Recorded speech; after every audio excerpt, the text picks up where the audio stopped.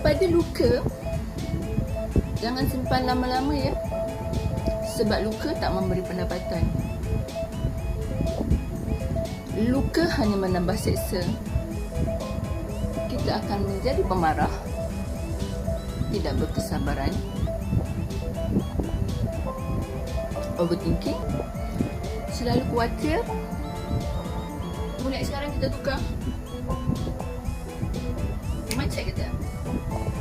Selamat datang kegembiraan.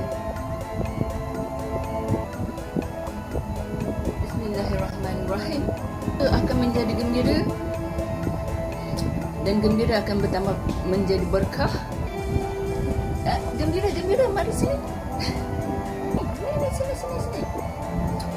Untuk yang melihat video ni, jangan simpan luka, jemputlah bahagia. Bahagia akan membuat kita gembira, insya-Allah. Sepositif dan sentiasa berbuat baik, hidup dalam cinta, tak rugi, jangan menyesal. InsyaAllah Allah akan balas dengan lebih baik lagi dengan apa yang kita lakukan, insyaAllah. Assalamualaikum.